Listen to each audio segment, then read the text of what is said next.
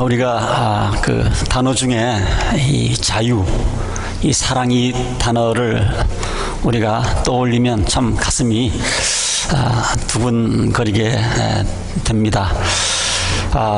어떤 사람은 자유가 아니면 뭐 죽음을 달라 뭐 이런 유명한 외침도 있었고, 소속이 북한 땅에 좀 이 자유가 우리 좀 빨리 들어갔으면 하는 그런 소원과 기도가 있습니다.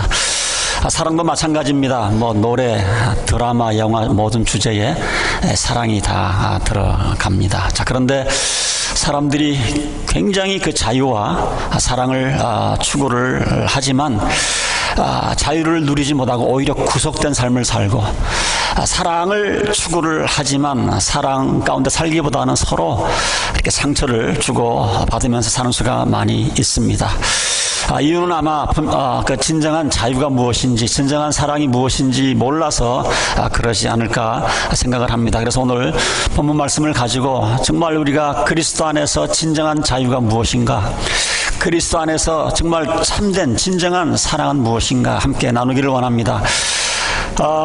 오늘 본문 앞절 한 5장 2절에 보면 특별히 할례에 관한 얘기가 나오는데, 할례에 관해서 굉장히 강하게 사도 바울이 얘기를 해주고 있습니다. 2절을 제가 읽어드리면, 혹시 여러분들 할례를 신앙생활 소신자들은 잘 모를 수가 있는데, 할례는 그냥 우리 남자들이 하는 그 포경 수술이라고 생각을 하면 됩니다. 유대인들에게는 태어난 지 8일 안에 이렇게 그런 의식을 하게 되어지는데, 2절에 보면 나 바울이 여러분에게 말합니다. 여러분이 할례를 받으면 그리스도는 여러분에게 아무런 유익이 없습니다.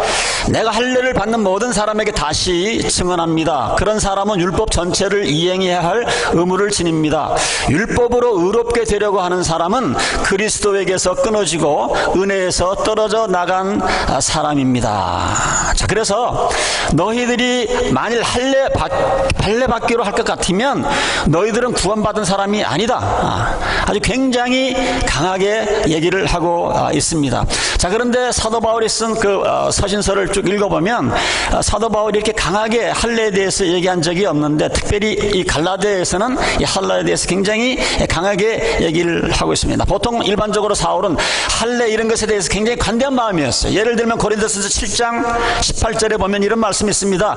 할례를 받은 몸으로 부르심을 받은 사람은 그 할례 받은 흔적을 지우려고 하지 말고 그냥 놔두고, 할례를 받지 아니한 처지에서 부르심을 받은 사람은 또 굳이 할례를 받으려고 하지 말고, 이제는 예수님으로 인해서 이럴 수도 있고 저럴 수도 있으니까 그게 중요한 게 아니다, 본질이 아니다, 비본질이다, 이렇게 얘기를 하고 있음에도 불구하고 오늘 이 갈라디아에서는 굉장히 사도 바울이 강한 어조로 얘기를 하고 있습니다.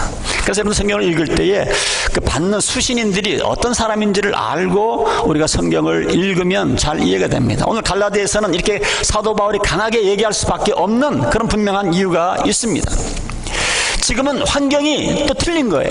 갈라디아에 있는 교인들에게는 이런 강한 어조로 얘기하지 아니하면 잘못된 이단이 들어올 수 있는 그런 환경이었기 때문에 강한 어조로 얘기를 하고 있는 겁니다. 지난번에 우리 이도진 목사님 오셔서 그 간증 가운데 그런 얘기를 하셨습니다. 우리 정말 우리 익투스 교회에서 신학 공부를 마치고 그 시치를 마치고 지방회와 함께 정말 아름답게 우리가 목사 안수식을 했는데, 일본에 가니까 또 일본 침례 연맹에서 침례를 목사 안수를 다시 받아라. 화낼 수가 있고 뛰쳐나올 수 있지만 또 일본에서는 또 환경이 그러니까 뭐 중요하지 않은 거니까 목사 안수 또 다시 재헌하시는 마음으로 다시 받았습니다. 이렇게 얘기를 하셨습니다. 유대주의자들이 정말 온전한 크리스찬이 되기 위해서 예수를 믿고 그 다음에 율법을 지켜야 된다고 이런 식으로 지금 주장을 하고 있는데, 여기 보면 할례가 율법대로 산다는 어떤 그런 그 상징, 심볼로 사용된 것을 볼 수가 있습니다. 그래서 3절에 계속 얘기를 합니다. 내가 할례를 받는 모든 사람들에게 다시 얘기한다. 그런 사람은 율법 전체를 이행해야 할 의무를 지닌다. 그래서 어떻다는 행위 자체는 별로 큰 의미 없을지 모르지만, 때로는 우리가 신앙생활하면서 그 행위가 갖는 그 의미가 크기 때문에 때로는 그 상황에 따라서 그 문화에 따라서 우리가 우리가 또 비본질적인 거는 또 우리가 할 수 있는 거예요. 어떤 거는 그것이 모든 문화에, 모든 교회에, 모든 연령층에 다 해당되는 것은 아닌 것을 보게 됩니다. 좋은 예로 우리 가끔 가다가 안 믿는 가정 며느리로 있다가 그 다음에 미국에 와서 또는 교회에 와서 예수님을 영접하신 분들, 이런 분들이 한국에 돌아가면 제일 힘든 게 뭡니까? 제사 때. 지금 한국 제사 많이 드리지 않습니까? 살아계신 부모님들에 대한 이런 경외하는 마음에서 또 제사상 이렇게 준비할 수 있죠. 장을 봐서 잘 차려줄 수가 있습니다. 그러나 절하는 것, 이거는 거부하는 이유가 무엇인가? 절이라고 하는 것, 그냥 절이죠. 그러나 우리가 설날 때도 우리가 할머니, 할아버지들한테 절을 합니다. 그러나 제사상 앞에서 절하는 것은 그게 주는 상징이 좀 다릅니다. 왜 우리가 제사상을 절을 하면 조상신이 온다고 느껴서 우리가 그런 것이 그렇습니다.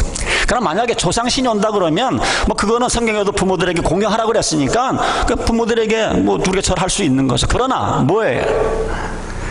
조상신이 오는 것이 아니라 조상신을 가장한 잡신들이 와서 절을 받으니까 그게 문제인 거죠.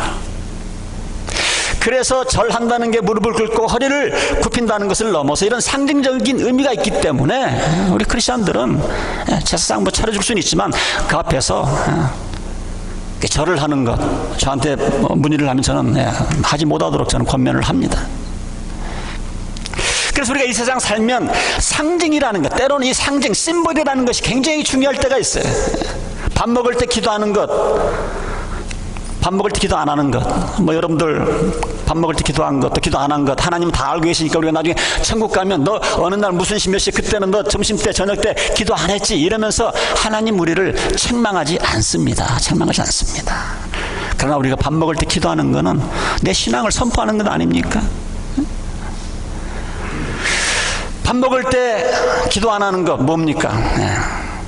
복음을 부끄러워하다 하는 건 아닙니까?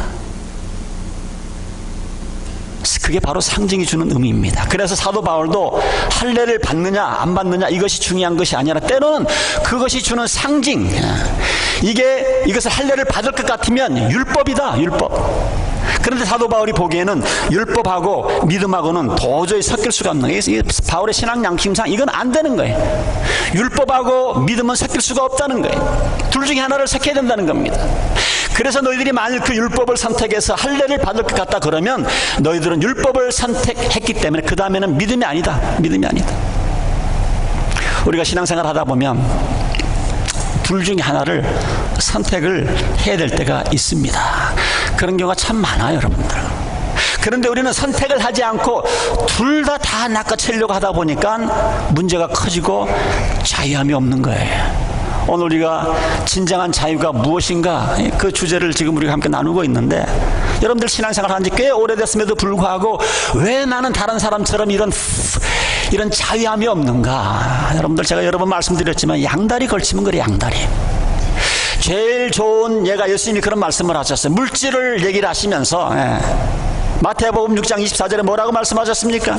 아무도 두 주인을 섬기지 못한다. 한쪽을 미워하고 다른 쪽을 사랑하거나 한쪽을 중히 여기고 다른 쪽을 업신여길 것이다.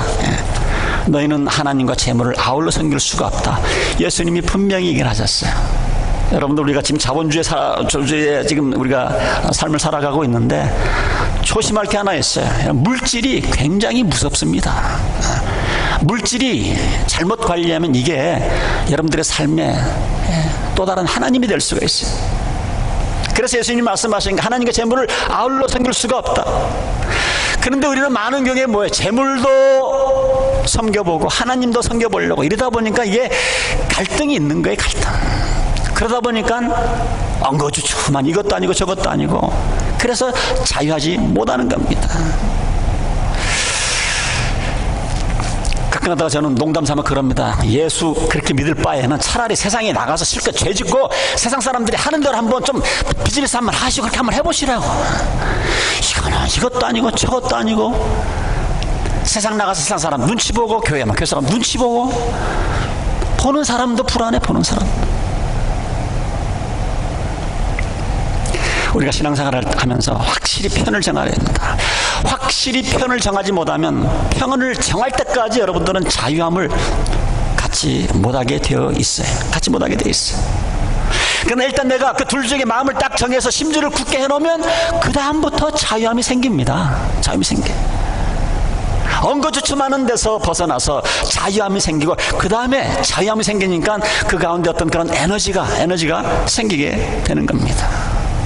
그래서 자기가 입장을 분명히 하고 선택을 하면 그 다음에는 하나님께서 어떤 사람들에게는 물질을 주어서 섬기기를 원하셔서 또 사업을 축복을 하시고 재물을 불려주셔서 그 다음에 이것을 가지고 하나님께 바칠 수 있고 이웃을 위해서, 선교를 위해서, 전도를 위해서 쓰게 하시는 이유가 거기에 있습니다.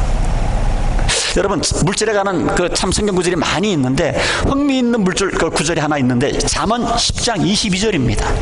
잠언 10장 22절에 보면 주께서 복을 주셔서 부유하게 되는 것인데 절대로 근심을 곁들여 주시지 않는다. 여러분, 하나님이 주시는 복은 있잖아요. 하나님이 주시는 물질적인 복은요, 아무리 내가 부자가 되어도 그 물질로 인해서 근심과 염려가 쌓이지 않는다. 이렇게 얘기를 해주고 있습니다. 여러분들, 하나님 믿지 않고 돈 많이 번 사람들, 여러분들 만나보셨는지 모르겠지만 저는 그런 분들 좀 몇 번 만나봤는데 거의 보면 마음의 평안과 기쁨이 없습니다. 하나님 없이 돈을, 물질을 쌓아놓으면요, 이거 더 굴려서 돈을 더 벌어야 되는데 이런 욕망 때문에요, 이게 눈이 완전히 돈의 맛이 가가지고, 물질의 맛이 가가지고 정상적인 삶을 못 살아요. 또 어떤 사람은 이렇게 쌓아놨는데, 이렇게 벌어놨는데 이거 없어지면 어떻게 하나? 눈 뜨면 주식을 보고, 눈 뜨면 뭘 보고, 하루하루 평안이 없어요. 기쁨이 없어요. 늘 불안 가운데 살아갑니다. 근심이 떠나가지가 않습니다. 자, 그러나 하나님께서 내가 편을 확실히 정했기 때문에 하나님의 주시는 재물의 축복, 여기는 염려가 따르지 않습니다. 가끔가다 이런 분들을 보는데 참 귀한 사람이에요. 하나님이 물질을 부어주셨다는 것을 아시기 때문에 가져가셔도 걷어가셔도 He doesn't care, she doesn't care.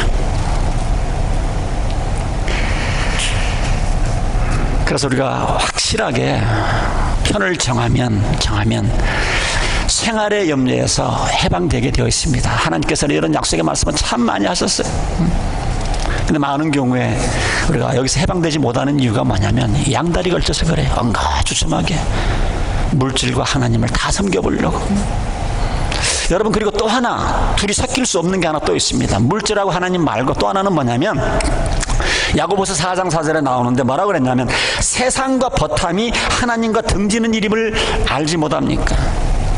누구든지 세상의 친구가 되려고 하는 사람은 하나님의 원수가 되는 것입니다. 그러니까 세상과 하나님은 양립할 수가 없어요. 세상과 하나님은 양립할 수가 없습니다. 이것도 편을 정하셔야 돼요. 이건 둘 다 할 수 없다고 했음에도 불구하고 이 두 가지를 다 해보려고, 세상에서도 한번 성공을 해보고 신앙생활에서도 한번 성공을 해보고, 이것도 양다리 걸치는 거죠. 그런데 여러분, 세상 가치관하고 하나님의 가치관은요, 이거 하늘과 땅 차이입니다.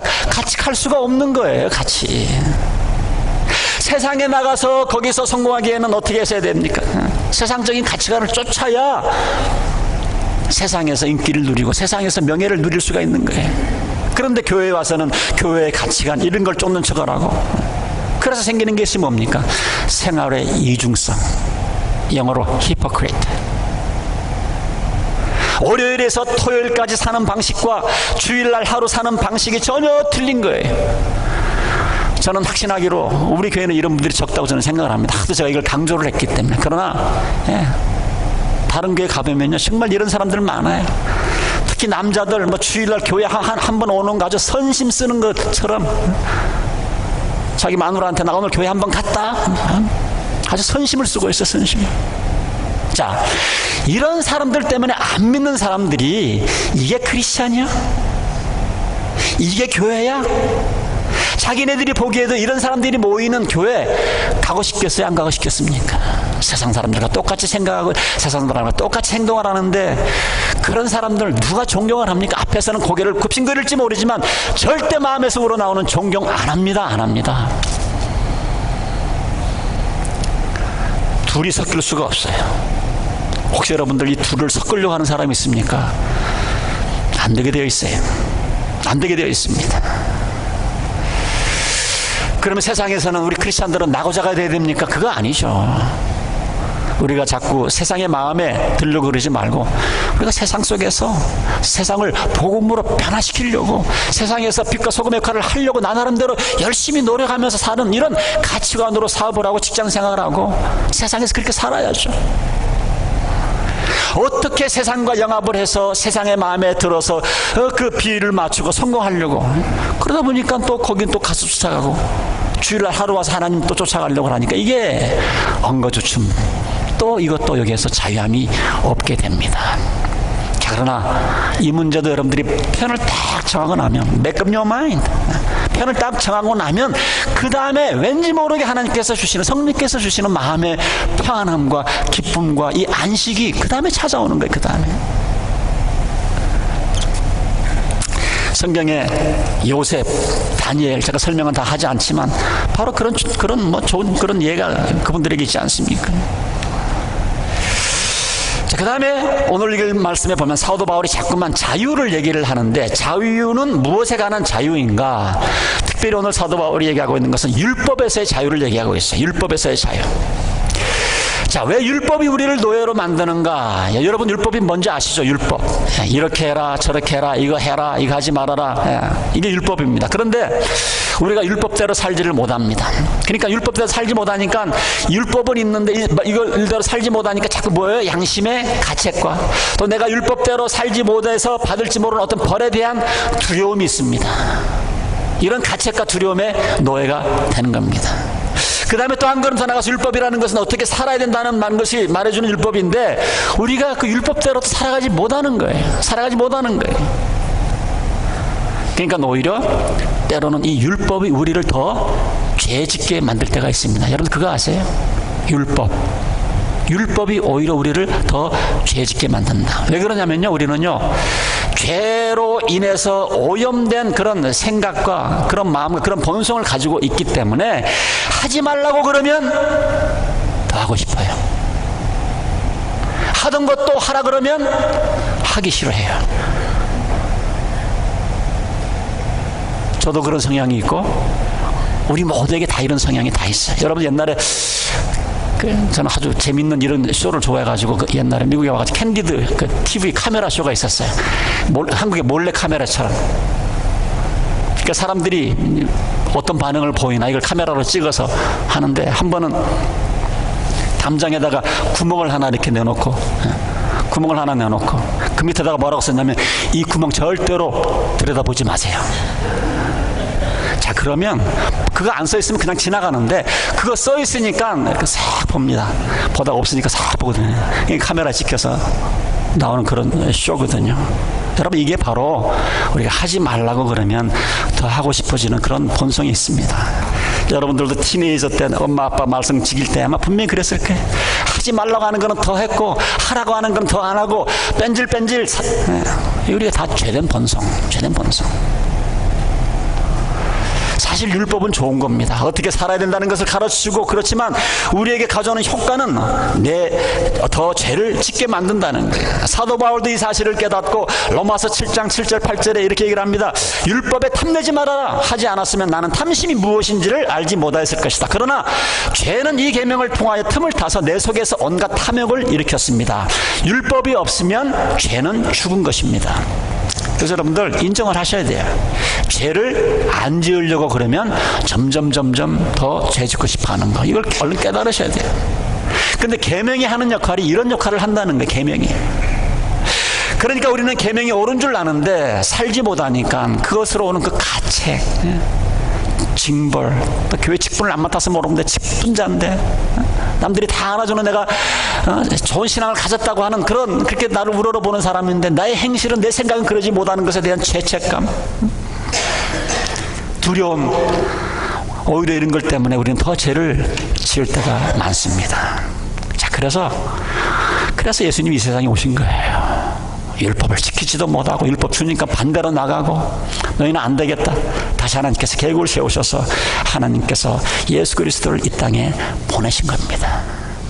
예수님께서 세상에 오셔서 우리가 계명대로 율법대로 살지 못하기 때문에 마땅히 받아야 할 그 형벌을 지시고 십자가 위에 돌아가신 거예요.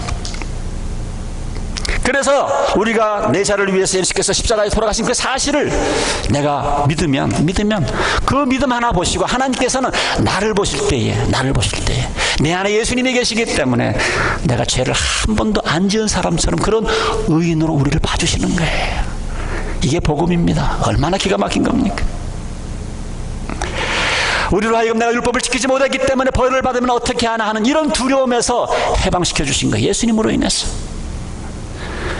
한 걸음 더 나아가서 예수님께서는 하나님의 뜻을 처음부터 끝까지 다 지킨 사람처럼 그렇게 우리를 봐주시겠다는 거예요. 이게 복음의 능력입니다. 복음의 능력이. 자, 그러면 우리가 이 복음을 깨닫고 이 자유함을 우리가 in Christ, 그리스도 안에서 이 자유함을 우리가 얻었는데 이 자유를 어디에 써야 되는가? 그 다음까지 가셔야 됩니다.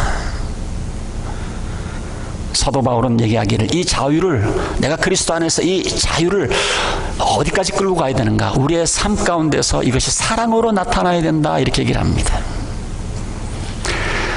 수요일날 오시는 분들은 알지만 목적이 이끄는 삶을 통해서 계속 그 저자가 하는 얘기가 그겁니다. 하나님께서 우리 사람은 사랑을 먹고 살게 만드셨다. 여러분 그런 것 같아요. 하나님께서 저와 여러분을 창조하신 목적은 뭐냐면 사랑을 먹고 살도록 살게 하셨어요. 사랑을 먹고 살도록. 그래서 여러분들 어느 누구나 그 사람이 가장 행복할 때가 언제인 줄 아세요? 누구를 사랑을 하든지 아니면 누구의 사랑을 받을 때든지.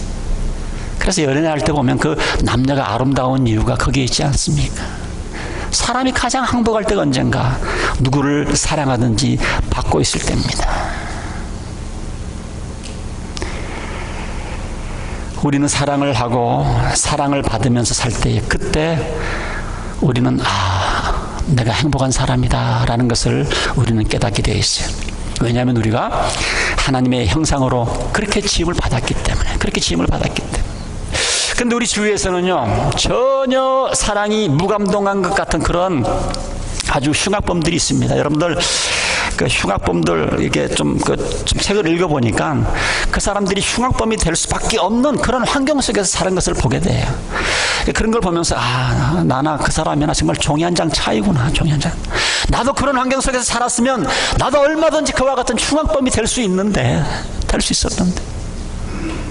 몇 년 전에 그 하여튼 무슨 장로님이 그 교도소에서 장로님으로서 그 흉악범들만 다루는 그 사역을 하셨는데 그분이 그 흉악범들에게 형님으로 아버지로 정말 한 번도 흉악범들이 그런 사랑을 받지 못한 그런 사랑을 듬뿍 주면서 교도소 안에서 이 사람들이 변화되는 그런 내용들을 책을 썼는데 그게 아마 한동안 베스트셀러가 됐던 기억이 납니다. 이 사람들을 보면 그 책에 보면 너무너무 흉악해서 정말 사람이 아니에요. 짐승입니다. 그런데 이런 사람들이 교도소 안에서 이 박장로님의 그 진짜 사랑을 이때까지 한 번도 경험하지 못한 그 진짜 사랑을 경험을 하고 나니까 사람이 깨지는 거예요. 마음이 오픈하는 거예요. 자기 죄를 진술하는 거예요. 그러면서 하나님의 사랑을 받아들이는 겁니다.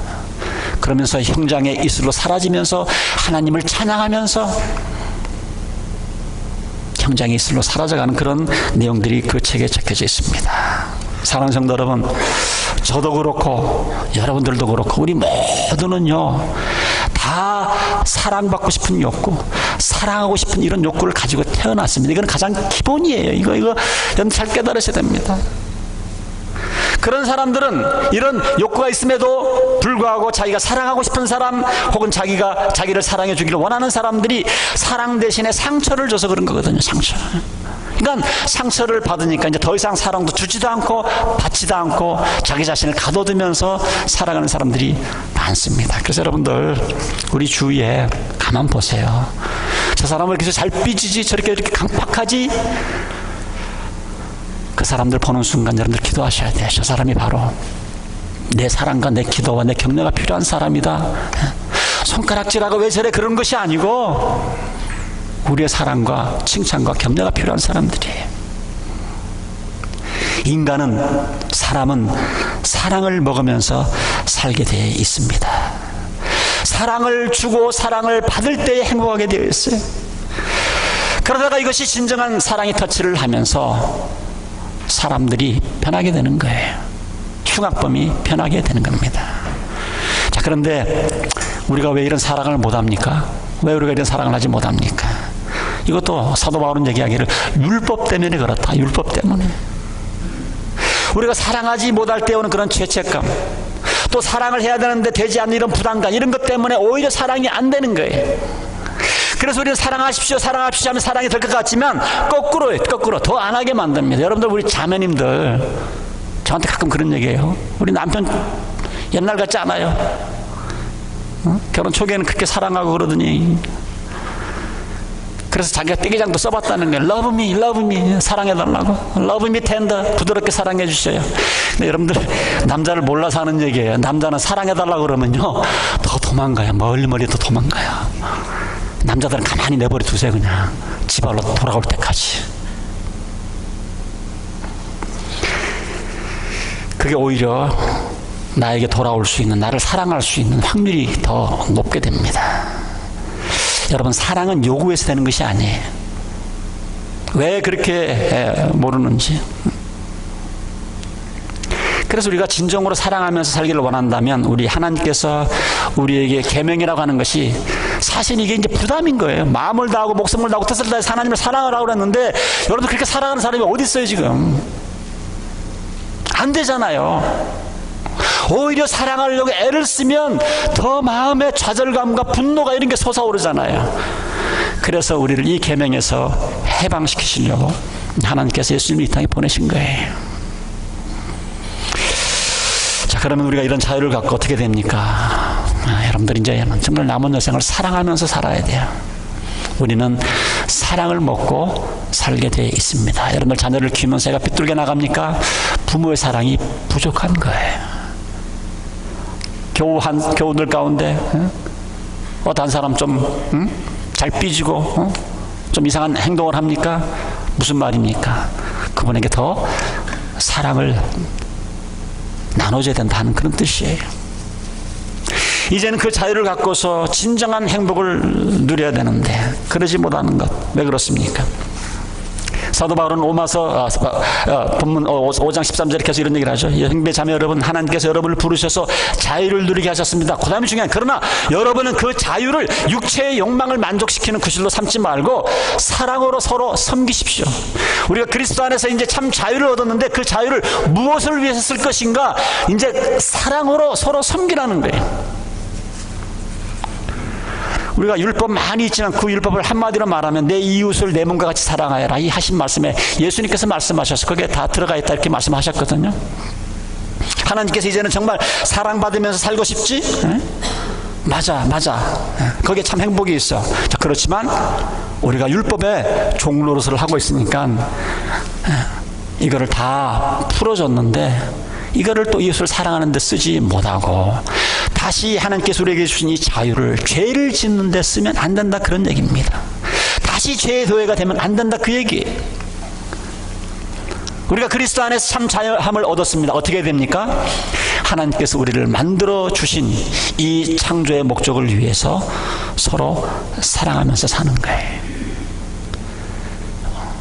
오늘 저녁에도 아마 지난주에 구역예배 못 모이고 오늘 두 구역 모이는 것 같은데, 힘들어도 바빠도 가야 되는 이유가 우리는 서로 그 모임 속에서 사랑을 받고 사랑을 나눠줄 수 있는 그 목적을 이루기 위해서 가는 거예요. 5장 1절에 사도 바울은 이런 얘기를 합니다. 그리스도께서 우리를 해방시켜 주셔서 자유를 누리게 하셨습니다. 그러므로 굳게 서서 다시는 종살이의 멍에를 매지 마십시오. 여러분들 그런 얘기 할 줄 모릅니다. 내가 받은 상처가 너무 많기 때문에 나는 사랑과 상관이 없다. 사랑을 하면 할수록 더 상처를 받으니까 목사님 사랑하세요, 그런 말 하지 마세요. 저에게는 그게 안 통합니다. 그렇게 얘기하시는 분들이 있을지 모르겠어요. 그러나 여러분, 우리는 하나님의 형상대로 지음을 받았기 때문에 우리는 사랑을 받고 사랑을 주도록 그렇게 창조를 하셨어요, 하나님이. 그래서 사랑을 하고 사랑을 받을 때 제일 행복한 겁니다. 자, 그런 기회를 이제 예수님을 통해서 우리가 다 we are given, 그런 기회를 우리가 다 부여받았어요. 이제는 우리가 사랑할 수 있다는 것을 우리가 믿어야 돼요. 이제는 내가 용서 못할 사람을 용서할 수 있다. 내가 사랑하지 못할 사람을 사랑할 수 있다. 내가 섬길 수 없는 사람을 내가 이제 섬길 수 있다. 이런 확신과 이런 믿음을 여러분들이 가지셔야 돼요. 그리고 그 약속의 말씀대로 실천을 하면 나는 기대하지 않았는데 상대방이 또 그런 사랑의 모습으로 나에게 다가오기도 하고, 그러나 상대방이 그렇게 또 나한테 안 준다 할지라도 나는 하나님 말씀대로 그렇게 명령을대로 살았기 때문에 그 행위 가운데 하나님 나한테 또 그런 평안과 기쁨을 주시는 거예요. 오늘 저는 여러분들이 묻기를 원합니다. 하나님께서 왜 우리를 율법에서 예수님을 통해서 자유롭게 하셨습니까? 이제는 정말 사랑하면서 멋지게 행복하게 살라고. 그래서 이런 것을 아셔서 여러분들 정말 사랑밖에 없는 것 같아요. 제가 자꾸 나이가 들어가면서, 죄송합니다, 어르신들한테 미안하지만 이것저것 다 해봤는데 결국은 사랑인 것 같아요. 더 사랑하고 더 사랑받고 더 사랑에 관한 말씀을 전하고, 사랑밖에 없는 것 같아요. 사랑합시다. 우리 사랑합시다. 자, 그런데 여러분들 궁금하죠? 여러분들이 해봤다 이 말입니다. 해봤는데 안 됐잖아요. 그래서 이런 설교를 들으면서도 낙심하는 이유가 말씀대로 사랑해보려고 하고 안 됐어요.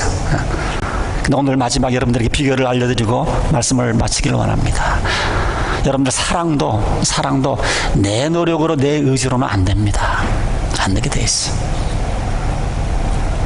성령 충만해야 합니다. 성령 충만. 사람들이 이렇게 사랑은 간구하지만 여기에 그 하나님과 성령님이 개입되지 않으면 그런 사랑으로 시작된 것은 꼭 결론은 파괴와 상처예요. 19절에 보면 육체의 행실은 훤히 드러난 것들입니다 이랬는데, 여기 육체의 행실이라고 하는 것은 사도 바울이 무엇을 의미하냐면 하나님과 성령님을 배제한 육신의 노력, 하나님을 배제하고 성령님을 배제한 내 의지와 내 뜻 가운데 내 자신의 노력으로 하는 것은, 이것은 한계가 있다는 겁니다. 한계. 아무리 동기가 좋아도 하나님과 성령님이 그 안에 들어있지 않으면 이거 이룰 수가 없어요. 19절에 보니까 육체의 행실은 환히 드러난 것들입니다. 곧 음행과 더러움과 방탕과 우상숭배와 마술과 연수 맺음과 다툼과 시기와 분냄과, 이거 어디서 많이, 이런 내용 어디서 많이 봅니까? 영화, 드라마, 연속극 주제가 여기 다 있는 것 같아. 어떤 분이 저한테, 목사님, 한국 요즘 드라마 가운데 요 근래 끝난 건데 이거 꼭 보셔야 됩니다. 이거 배울 게 많아요. 뭐예요? 나의 아저씨. 그래서 설교 준비 다 끝난 다음에 도대체 뭐가 이렇게, 그래서 나의 아저씨 1편을 다운로드해서 봤어요. 역시 제가 예상한 대로 1편부터 불륜에 가는 얘기, 불륜에 가는. 아내가 있어요. 변호사입니다. 남편이 버젓이 있어요. 그런데 자기 대학, 그 남편의 대학 후배랑 불륜으로 시작하는 거예요. 정식 남편이 있으면서 불륜을 이루면서 서로 사랑하느니 뭐하느니.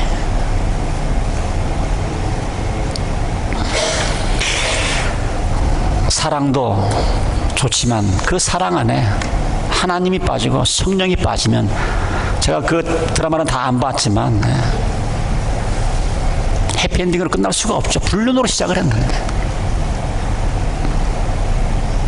어쨌든 행복하면 그건 드라마가 못 되는 것 같아요. 자, 그래서 우리가 사랑해야 되겠다, 사랑받고 싶다 하는 이런 욕구만으로는 안 되는 것 같아요. 뭐가 필요합니까? 그 안에 하나님이 필요하고 성령님이 필요한 겁니다. 그래서 22절에 보면 욕정과 비교해서 얘기를 하고 있습니다. 그러나 성령의 열매는, 욕정과 비교를 해서 얘기를 하고 있어요. 사랑과 기쁨과 화평과 인내와 친절과 선함과 신실과 온유와 절제입니다. 여러분, 이 갈라디아서 5장 22절의 말씀은요, 여러분들이 예수님의 성품을 닮기를 원하면 이게 바로 예수님의 성품을 얘기하고 있는 거예요. 예수님의 성품이 바로 9가지입니다. 우리가 사랑하는 것은 내가 사랑하는 사람을 위해서 사랑하는 것이 아니라 나를 통해서 그리스도의 사랑이 나타나는 거예요. 내가 온유한 사람이 되는 것은 내가 온유함, 그러다 보면 조금 온유할 수가 있겠죠. 그러나 궁극적으로 내가 온유한 사람 되는 것이 아니라 나를 통해서 그리스도의 온유함이 나타나야 이게 진짜고 이게 오래가는 거예요. 그래서 사도 바울은 앞서서 갈라디아서 2장 20절에 그런 얘기를 합니다. 이제 살고 있는 것은 내가 아닙니다. 이제 내가 사는 건 내가 아니에요. 그리스도께서 내 안에서 살고 계십니다. 여러분, 이게 우리가 진정으로 자유하면서 사랑하면서 나오는 그 비결이 여기에 담겨 있어요. 그래서 우리가 사랑을 하기 위해서는 사랑에 집중하지 말고 뭐예요? 어떤 분들은 그래요. 이 9가지 열매를 이루려고 하루는 한 달은 막 온유하려고 그러고 한 달은 기쁘게 살려고 노력을 하고, 그것도 뭐 안 하는 것보다 낫지만 더 중요한 것은 뭡니까? 여러분들 그 사랑에다 집중을 하지만 이 관계에다 집중을 해야 된다. 하나님과의 나의 관계, 항상 이 하나님과 나의 관계가 이게 막힌 게 없도록 이런 관계가 중요한 거예요. 그래서 항상 하나님의 말씀을 읽는 습관을 키우시고, 정기적으로 기도하는 습관을 키우시고, 정기적으로 하나님 예배드리는 그런 그 습관을 키우시고, 그렇게 하는 가운데 하나님께서 회개하라 그러면 과감하게 회개하시고 정리하시고, 늘 하나님과 우리 사이에 이 막힌 게 없어야 돼. 뚫려 있어야 돼요. 왜냐하면 모든 것이 하나님으로부터 와야 되기 때문에. 그 다음부터 우리가 성령 충만한 삶을 살아갈 수가 있습니다. 우리가 성령 충만은 특수한 사람만의 그 특권이 아니라 우리가 하나님의 자녀라고 하면 이 모든 사람의 특권입니다. 모든 사람의 특권이에요. 우리가 그리스도의 삶을 산다고 하는 것은 이제는 내가 사는 것이 아니요 내 안에 그리스도께서 사는 것이다. 그러니까 성령 충만하지 않아 갖고는 그리스도의 삶을 살 수 없다는 것을 우리가 빨리 인정을 하셔야 돼. 빨리 인정을 하셔야 됩니다. 그 다음에 나를 통해서 그리스도의 사랑이 아니고 성령님을 통해서, 하나님을 통해서 용서와 섬김과 이런 것이 나타나는 겁니다. 그래서 갈라디아서 5장 16절에 그런 얘기를 합니다. 내가 여러분들에게 말합니다. 여러분은 성령께서 인도하여 주시는 대로 살아가십시오. 내 뜻이 아니고 성령께서 인도하여 주시는 대로 살아가십시오. 자, 그렇게 되면 육체의 욕망을 이루지 않을 것입니다. 오늘 잘못 이해를 하면 자꾸 이게 육체 욕망과 성령이 막 이렇게 서로 이렇게 밀당을 하는 것 같지만 그게 아닙니다. 여기도 편을 정하라는 거예요. 편을. 요 두 개가 섞일 수 없다는 겁니다. 욕정과 성령 섞일 수가 없습니다. 그렇죠? 그래서 우리가 성령님께 순종하기로 딱 하면 욕정은 안 따라오게 되어 있어요. 18절, 그런데 여러분이 성령 인도하심을 따라가면 율법 아래에 있는 것이 아닙니다. 그래서 우리가 율법은 항상 우리들에게 프레셔를 줍니다. 프레셔. 자, 그런데 한 가지, 여러분들, 내가 지금 삶을 살아가면서 내가 욕정 안에 있는가 성령 안에 있는가 하나 알 수 있는 방법이 있는데, 보면 여러분들 신앙생활 하면서 내가 긴장하면서 신앙생활 하시는 분들이 있어요. 어떤 분들은 정말 자유하면서 신앙생활 하는 사람이 있는데 후자가 되어야 됩니다. 어떤 분들은 신앙생활 열심히 한다고 그러면서 막 긴장하면서 신앙생활 하는 사람들이 있어요. 그것은 좋은 긴장이 아닙니다. 물론 건강한 긴장도 있지만 우리가 신앙생활하면서 이런 파괴적인 긴장, 염려, 두려움 이런 것은 여러분들이 지금 성령을 쫓아서 삶을 사는 것이 아니고 욕정을 쫓아서 삶을 살아가고 있는 거예요. 어떤 분들은 기도 열심히 한다고 그러고 성경 열심히 읽는다고 그러는데 여유가 없어요. 늘 스트레스 가운데 살아가요. 늘 안절부절해요. 여러분들, 그게 열심히 신앙생활하는 것 같지만 성령의 인도에 따라 나타나는 것이 아니고 지금 여러분들 욕심이에요. 욕정 따라가고 있는 거예요. 욕정 따라. 여러분들 운동하시는 분들 얘기 들어보면 알지만 어떤 운동이든지 힘이 들어가면 안 돼요. 우리 문동주 집사님한테 물어보세요. 골프 힘 들어가면 안 됩니다. 이제 좀 있으면 이제 러시아 월드컵 하는데 중계를 들어보면 가끔 그런 얘기를 합니다. 오늘 우리 국가대표 선수들이 몸에 힘이 많이 들어간 것 같아. 힘을 빼야 되는데 모든 운동에 힘을 빼야 됩니다. 신앙생활에도 여러분들 힘을 빼셔야 돼요. 긴장을 풀어야 돼요. 어떤 분들은 악착같이 신앙생활 하려고 그러는데 열매가 없어요. 그러나 성령께 의지하는 이런 사람들은요, 여유가 있습니다.